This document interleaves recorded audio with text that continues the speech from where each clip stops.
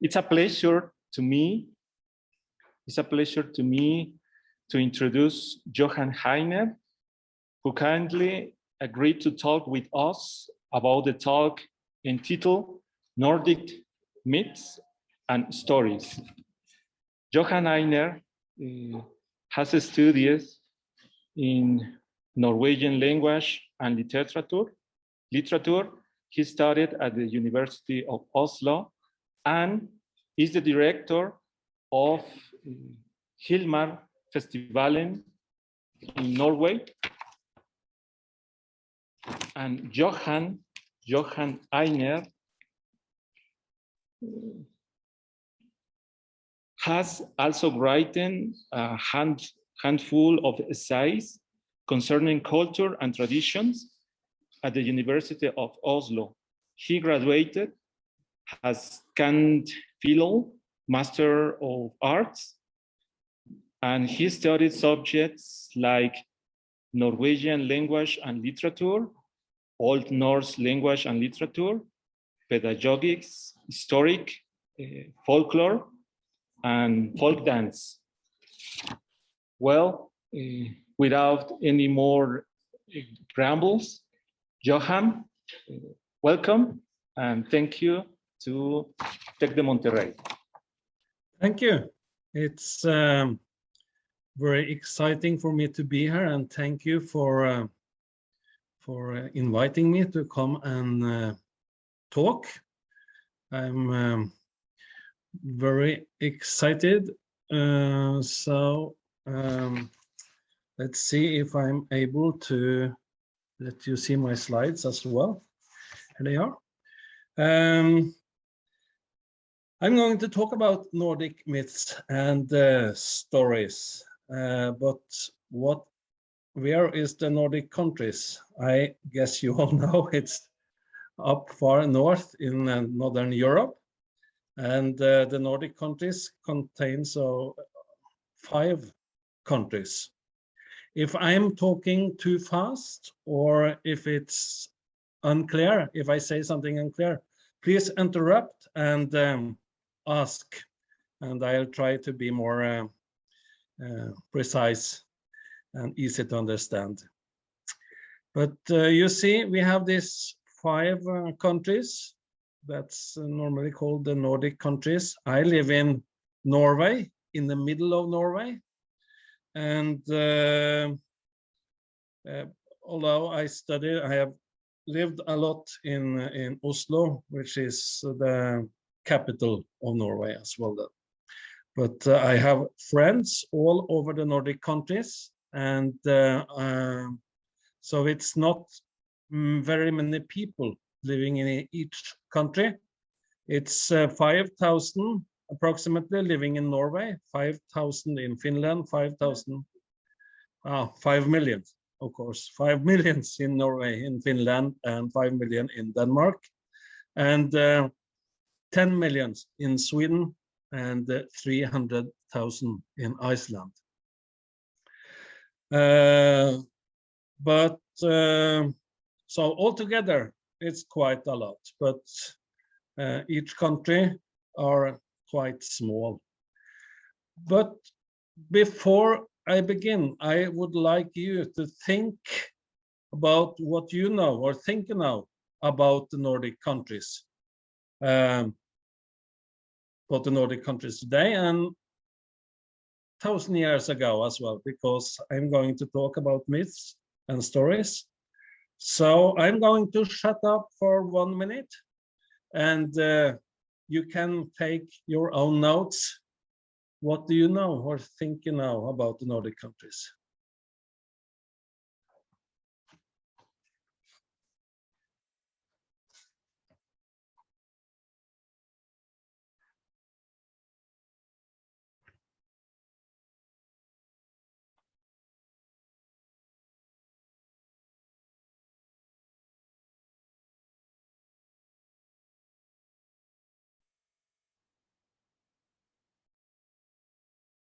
Okay, everyone has had a little bit of thoughts.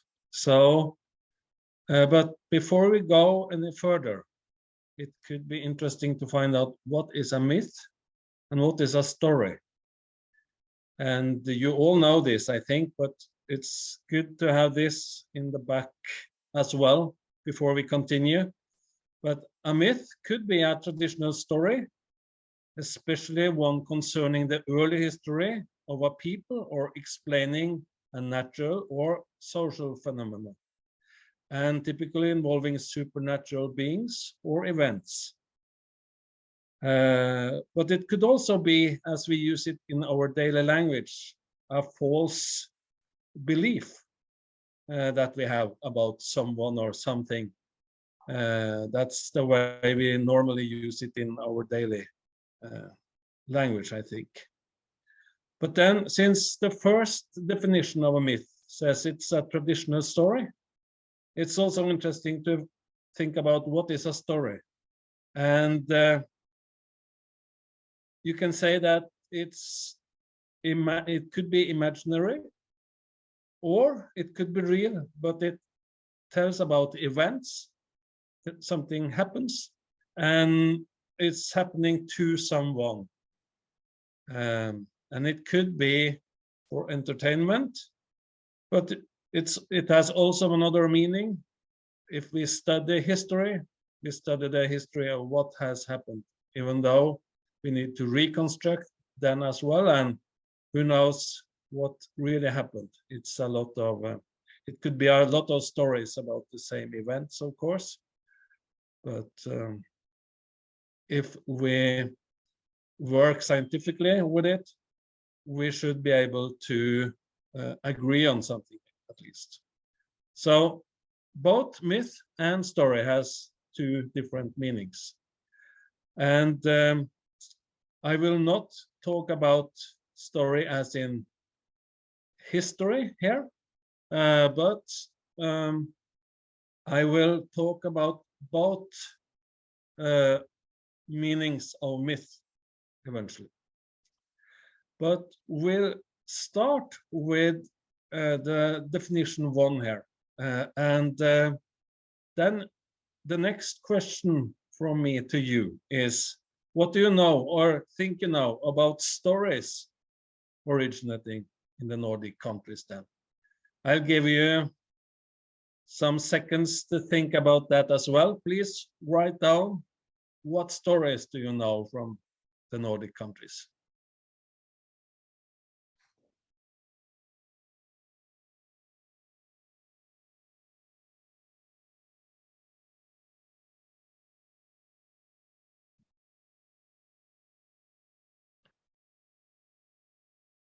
So my guess is that you would know that the Nordic countries is the origin of the Vikings that lived approximately 1,000 years ago, give or take a couple of hundred years.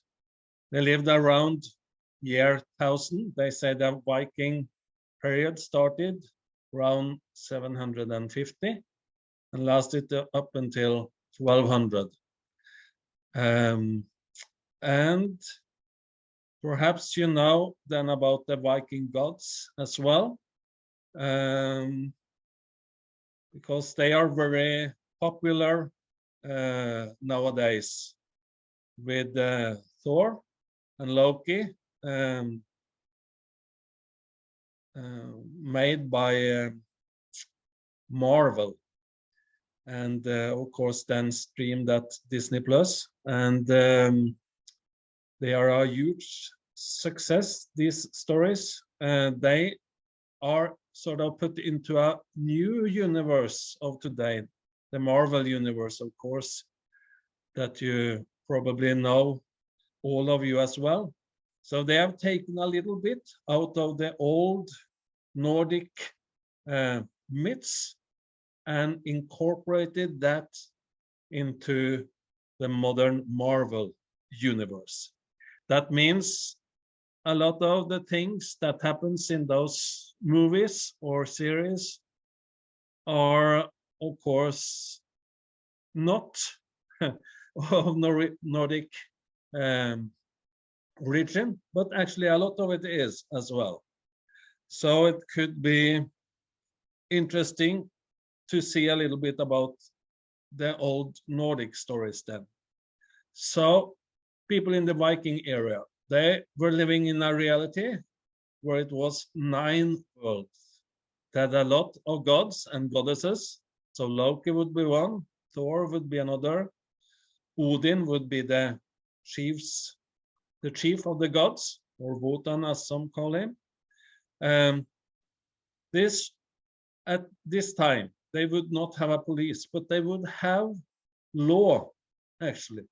So they would come together, a lot of people, and they would judge according to old laws.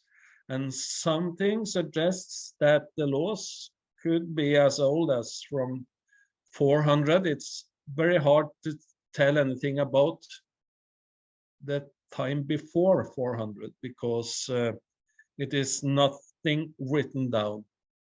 The written language came to the Nordic countries around year 1000. And most of these stories are written down around year 1200. And Norway was christened around year 1000 as well, or all the Nordic countries actually were. So when they wrote about this old universe, they wrote about it 200 years after they had changed the religion. So we might be a little bit careful about how to interpret the sources, but they would try to tell real things as well. The scientists are pretty sure about that. But since it was no police, it was no very strong central power. The people had to depend upon themselves to get what a jury, so to speak, would have said was the right. So it was themselves or their relatives that needed to uphold the judging. And of course, they were very dependent on the nature. So that also meant that in order to get control of their lives, they needed to play along with nature, and that's also why it's a lot of, I think, power in the nature in that old religion.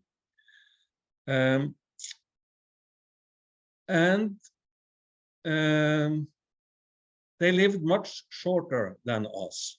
The average lifespan, if you got over 50 years, you would be an old man.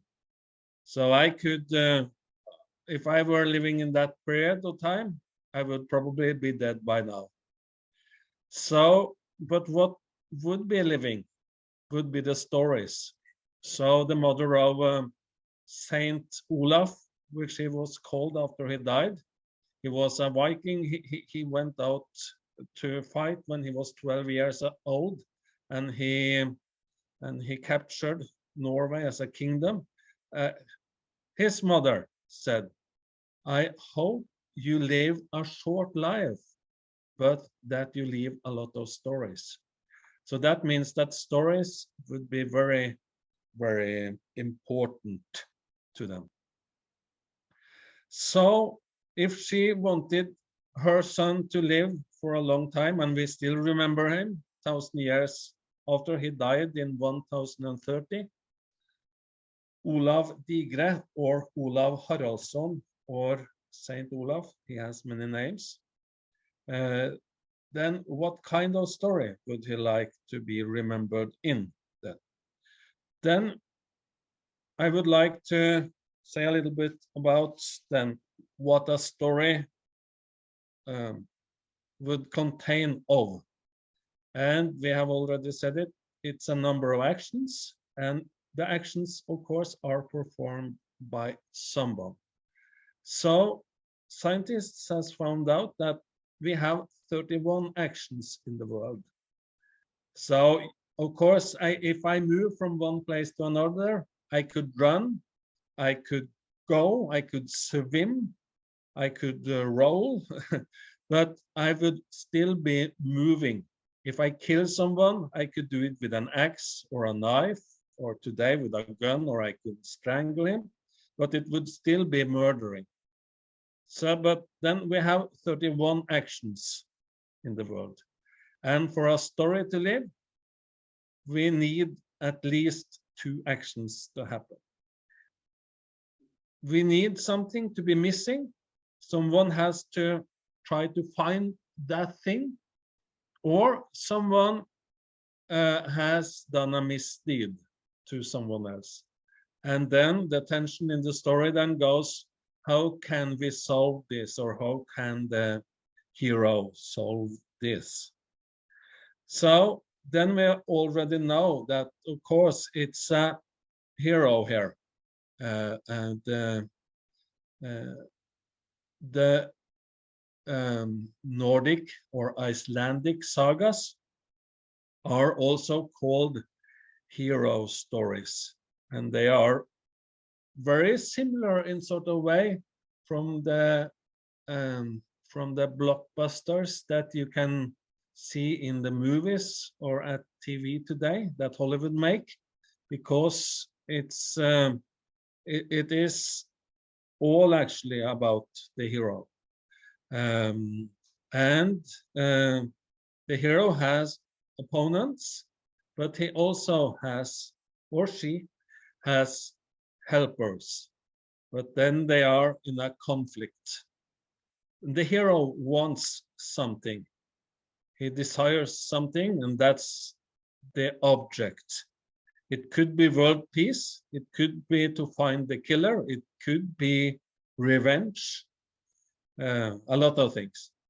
And then someone can give him that,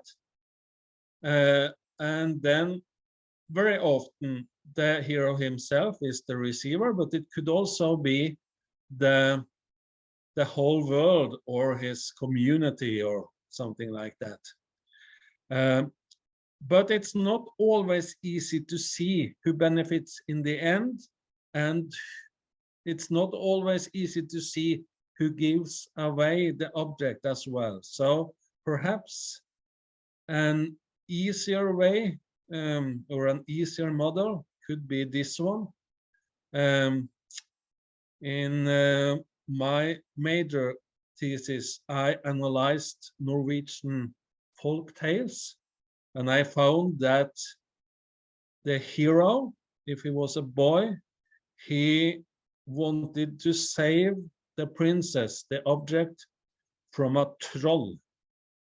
And the troll then, of course, would become the hero's opponent. But he only became the opponent because he also wanted the princess. And then who will become then the hero? The hero becomes the one that the princess wants to marry. Because, of course, a troll wants to be a hero in his own history as well. But the princess, so to speak, constitutes who the hero is. And normally, we know who the hero is from the beginning. It's the normal person, the one who is not demonized from the start. But often you can see a troll that's sort of, it's very powerful, but it's not that powerful. It has to kidnap the princess, so to speak, or do something, take the king and get the princess to keep his realm away, to keep away from his kingdom, something like that. But then we also see that the helpers come and help not only the hero, but also the object the hero wants to help them. Okay. I think that we could look upon other stories that the old Nordic people 1,000 years ago would tell about. Who would they tell about? Who would inhabit the story? And I have been telling that they were a lot dependent, of course, of the nature. So we could think it's a lot of forces in the nature, but and I'm also talking about it was a lot of gods there. So a story that I think perhaps most of you know as well would be Lord of the Rings. And of course, Tolkien was from England. He was a professor in Old English literature, but he was very known about the old Nordic stories and myths as well, and I used a lot of them when he populated the Lord of Rings story. So let's look upon it. We have Frodo, of course, as the hero. He wants to get the ring, to destroy the ring, because he knows if his main opponent, Sauron, gets it, he can rule the whole world, and the whole world will be doomed. And then we have this evil sorcerer, Sauron, that helps him, and they have the orcs that do their jobs, trying to stop Frodo to destroy the ring. But Frodo gets help. He gets help from Gandalf, from Aragorn. Gandalf is another powerful sorcerer and Saruman's equal, so to speak. And then it's Aragorn and Boromir. They are men, they are human beings, and we have Sam, Pippin, and Munti, and they are, together with Frodo, they are hobbits. Then we have Gimli and we have Legolas, and those people are the second book in the trilogy. Its name is The Fellowship of the Ring, and they are the Fellowship of the Ring. And all the helpers here and the orcs as well are coming from the Nordic, or are inspired from the Nordic stories, actually. So, but let's start with the people. We have the grown men, Aragorn and Boromir. They are grown-ups, and sort of the hobbits are Frodo, Sam, Munti, Pippin. They are very naive, so to speak, at least in the beginning. They are sort of like children. They can eat and eat and eat. They like to party. Of course, they work, but they had to work. Everyone had to work as children as well as grown-ups earlier. They need the help from the grown-ups to be able to exist outside the Shire where they live. So this is the normal, so to speak, normal people that we identify with. But then, of course, we have Gandalf, which is modeled after Vainomainen from Kalevala, Odin from Edda, and also an angel from the Bible. Then let's talk about what's Kalevala and what's Edda. We have two, actually, Eddas. We have one poetic Edda with a lot of poems, and a lot of the known myths from the old Nordic gods is in this poetic Edda.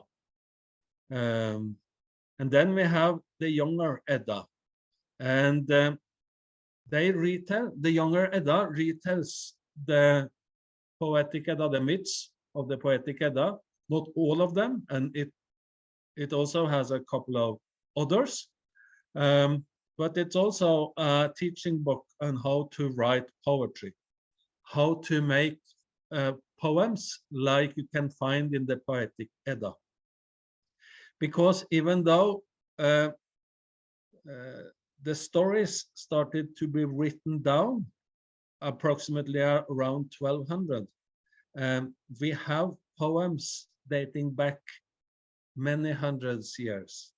And scientists has shown that stories going in verse could be preserved very many years exactly the same, because if you don't have the right rhymes and the right rhythm, then you don't have the right story. So if you change this the story, you have to change the rhythm and the rhymes as well. So that's why they think, and it has also been shown other places, that stories, narratives in verse can last for several hundred years. So that means that when this was written down in 1200, they uses a lot of examples that might be 200, 300, or 400 years old. And that's also the thing about when they wrote down the stories about the kings and what's happened in the Viking area. They could go back several hundred years and tell about in prose then what was told about in old verses from poets called skalds some hundreds years earlier. Okay, this is stories written down in old Norwegian language. It's written down in Iceland. Iceland was then a part of the Nordic or Norway, the Norway kingdom. But it was the same stories, both in Iceland, in Denmark, in Sweden, and Norway. But then we have Kalevala as well, which is a Finnish national myths, or the Finnish national epos. It's a lot of verses as well. And it's stories about people doing magical things, so to speak, very simply put. The Finnish people had a lot to do with shamanism as well, as Kalevala tells it, and that they had in common with the Sami people that would travel all over the Nordic countries. Today in Norway, it lives approximately 60,000 that claim Sami heritage, but the Sami people, it's the same in Sweden and in Finland, but the Sami people would and will still travel with their animals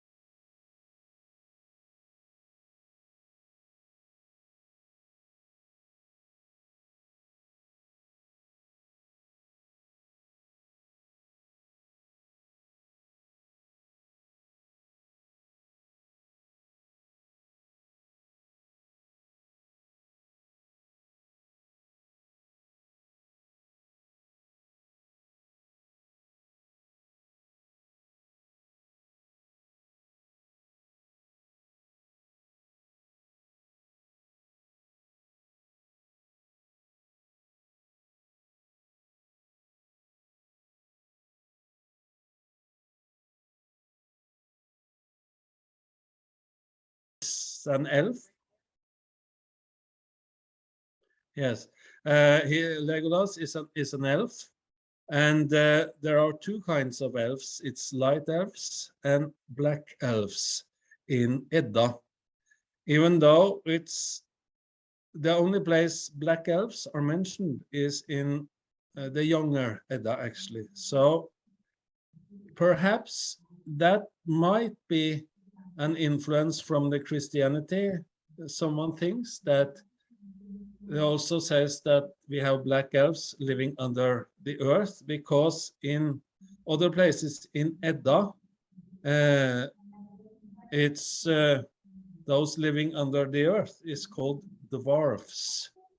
And Gimli is a dwarf. And you see that if you have The Hobbit, that's the book that's a prequel of Lord of the Rings. There we have 12 dwarfs, and they all have names that we find in Edda, like Thorin, Balin, Dvalin, Bifur, Bofu, Bombur, Ori, Dori, Nori, Gloin, Oin, Killi, Filli, Dain, Nain, Train, Thror, og Durin. All those are names that we find in Edda, and names that Tolkien has used in his stories then.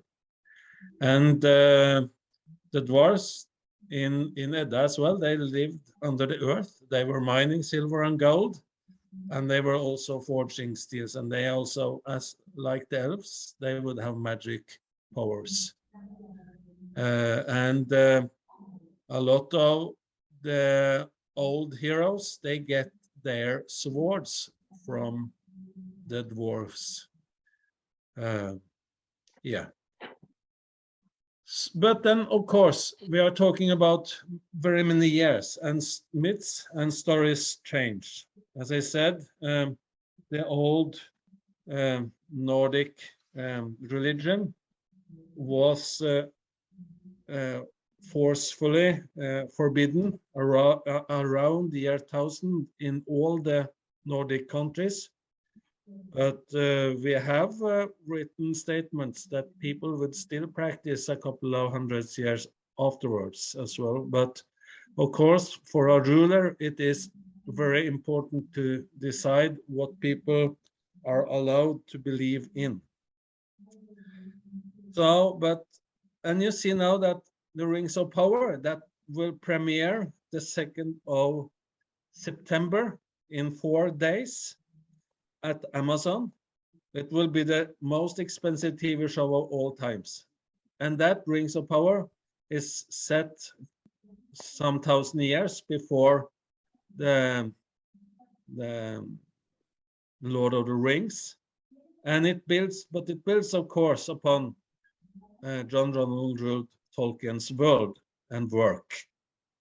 And as we have seen, Tolkien built on older myths and stories himself. But of course, also then the stories that existed here, they changed as well. So we could see that elves became Hulder later on from the 1600s. No one really talks about elves anymore, but they could talk about Hulder. They don't talk about dwarves, but they talk about nisser. They don't talk about Jotner or Jüger, but they talk about troll. And those names and those beings kept living in legends, stories to be told as they were true, but also folk tales. And tales told to amuse and to entertain them. So it's the same beings, but they changed a little bit, and at least they changed names. And what do we believe in today? That's a big question as well. But and what should we believe? I think that all stories needs to be believable inside themselves, of course. And they perhaps also carries some truth to them about love, about hate, about struggle, fight, surviving, struggling to have a better life. But we need to analyze and find out what the truth might be. So what is the difference between a true story and a fake story, or true news and fake news? Then it becomes very interesting, and it becomes very preeminent to what we are and what we believe today as well. Noam Chomsky, he claims that the human brain contains an innate mental grammar that helps humans acquire language. We are born, and when we are approximately 2 years, we all learn to speak. We learn to speak Chinese if we are born in China, Norwegian if we are born in Norway, a lot of different languages in Mexico, of course, among them Spanish. So Noam Chomsky says that we are wired to learn languages, but what kind of language depends on the culture, of course. But I think also that we might have a story grammar, so to speak, in our brain. So that grammar helps us to understand the world. And then we must be really careful, because we might confuse a story with the world, because we all want to understand the world, because if we understand the world, we have some power over it. Of course, the world can be frightful, and it can be very, frightening. But if we understand the world and we understand stories, if we are born to understand the world through stories, then we feel safe if we understand the world, if we have a story to believe in. And then it can be very hard to understand that another story could be just as relevant or just as true for another people, for other people. But then we have science then to help us to find out what kind of stories are true in the normal world. And I think that we want to hear stories, and we see that more and more money are poured into stories. And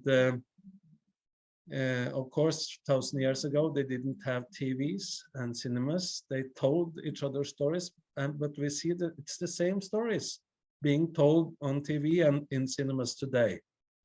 So we know that we want stories, and we know that as much money and energy we use and time we use both making these stories and consuming them, it's very important to us people. Perhaps it's the most important things after food and water.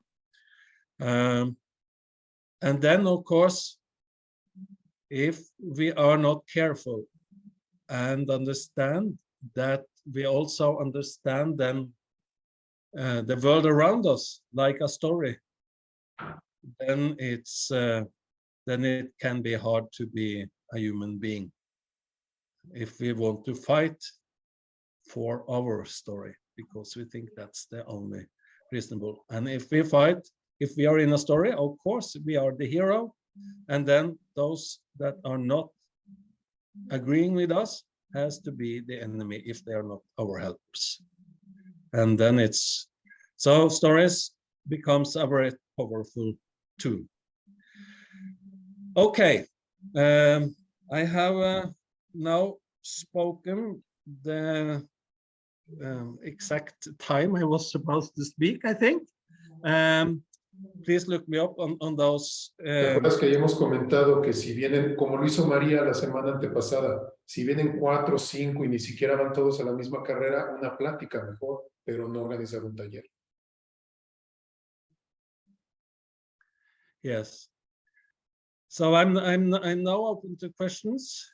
So I could tell you about modern Norway, or about Norwegian history, or old myths, legends, folk tales, or any other question, of course.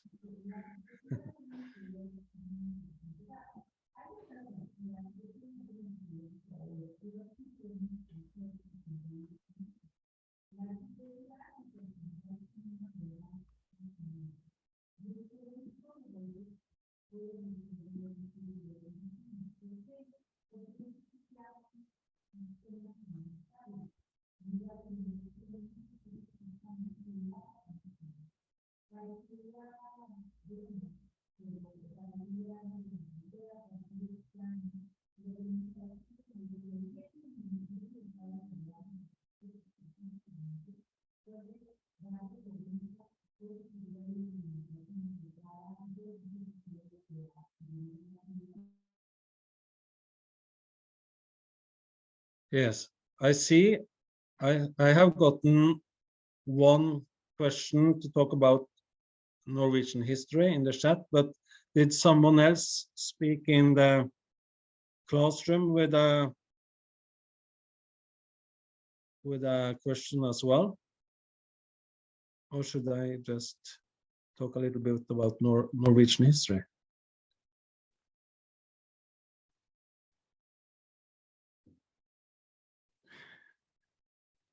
Yeah, David? Hi.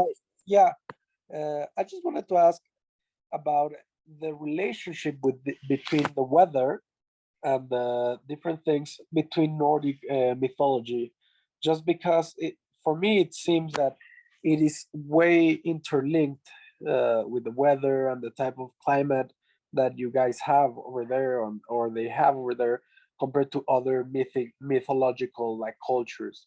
So do you think there's something that causes that, or do you think it's just an outcome, a normal outcome regarding that? I think that we know that people sacrificed to the sun and the moon, but they would do that other places as well. And when it comes to the weather and the climate, then of course it's very cold here, and they had a clear understanding that Jotunheimen, where all the Jotner and Jygrer would be living, would be up in the north with a lot of ice and snow. But of course, there were also living other types of people there, so to speak. I have already mentioned the Sami people. We know that they had a shamanistic religion, and perhaps was the old Nordic religion also more shamanistic than the sources tells us. The sources tells us also that we have these gods like Odin, Thor, and Loke. They are all what we call Ås gods, but it's also another family of gods that's called Vaner, and they are perhaps older, and they represent nature. And they are treated somehow different, and it's stories about a war between the old gods, the Vaner, and the new gods, Åser, and to end the war, they took prisoners and lived at each other's places then. And then they became a part of the newer gods as well. Some of the Vaner did. And I just say say Ratatoskheria is a creature, or was believed to be a creature, a little squirrel living in the tree of life, Yggdrasil, that was standing in the middle of the human's world, and it had its roots in different worlds.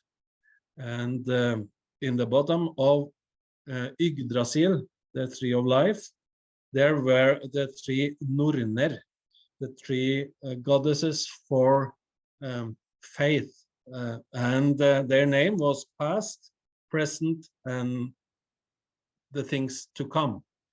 And Ratatos then, he would run up and down this tree, telling stories and true stories and lies to the ones who he was meeting. And Odin, the main god, he once hanged himself in Yggdrasil, and he died there. And when he came back, he knew all the secrets in the world. Some say that might be, it's written down in the 1200s, and some say it has, perhaps it has something from the Christian religion into that story, but who knows? Yeah, Victor? Yes. Gadamer says we must to increase the idea of myths. And in this presentation, you say you say Nordic myths is a kind of idea, for example, short life and a lot of stories. Are you agree with the idea Gadamer? For example, we must to increase stories, we must to increase the idea of myths. Are you agree with Gadamer? I think people need myths to live, absolutely. And I think that people also then need stories to be able to understand the world. But it's important to understand that stories is not everything. So, but stories can teach us a lot, and it can teach us about other lives without us being needed to live other lives. So it's a great way of understanding other people and other things as well. So I do agree with Gadamer that we need myths and we need stories, as long as we understand what's true about them, on what level the truth is. And it's also what is not true in stories. And stories can give us hope, and very often we see that yeah, hope is what keeps people going, and that is because they know stories that contains a lot of struggle when you come out stronger or alive on the other side. And since we know a lot of these stories, we know that it's possible as well. So yes, I agree with Gadamer in that. And I also agree with Gadamer that we know something, and if we can see it in another perspective, then we understand our first belief in another way. So I like Gadamer's view on the world. Yeah.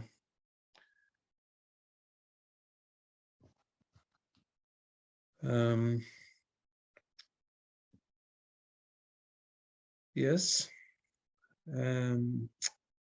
About Norwegian history then. If I have 2 minutes to talk about Norwegian history, it's it's a story that's very much like other Western countries. It's a story that wants to be a story about one people that are living in the Nordic countries, but we know that it has been a lot of other tribes living here at the same time. We have talked about the Sami people several times, but we have also gypsies, traveling people, Tatar people, Finnish people going back and forth. And we know that the old names on different places in the Nordic countries, like Göteborg, comes from the Goth people. We have Hadeland, which perhaps meant it was a tribe called Hader that came and lived on that land. We have Trøndelag, where I live, where it's the law of the Trønder people.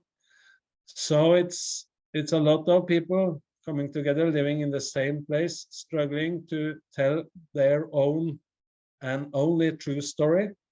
And during the 1800 and 1900, the Norwegian people became so eager to tell their own story, perhaps also because we were under Sweden and Denmark, which is more powerful, not as much mountains, a lot of more easy grown land.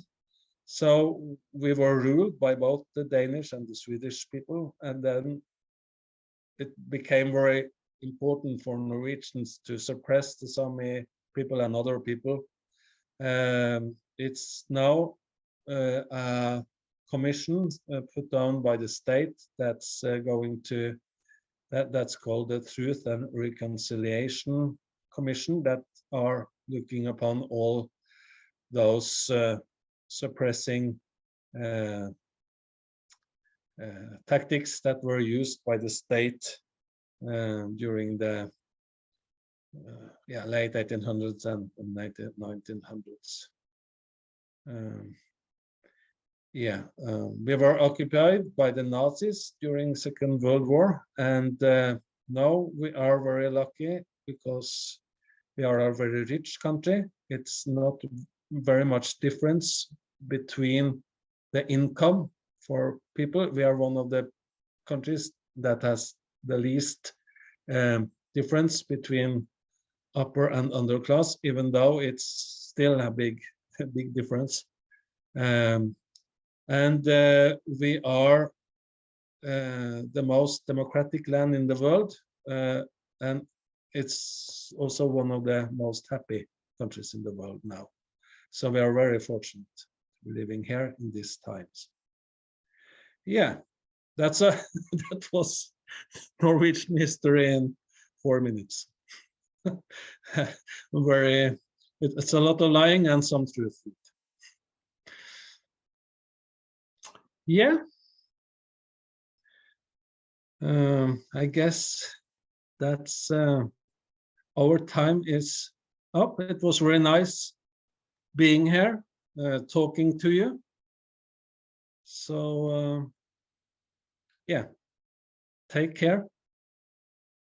Tony, did you want to say something? No, just to thank Einar, to thank Victor, the Victor in Santa Fe, the Victor in CCM, Carlos Guerra, all the professors who brought their students, the students themselves, and of course the institution Tec de Monterrey, the Pasión por la Lectura program, but especially again, Einar, thanks for everything you shared with our students, and for the students, what you're learning about mythologies and culture in other places can help you to understand better the own culture where you are working and socializing and living your own existence. So thanks to everyone. Einar, a pleasure to have you here. Thanks to technology as well.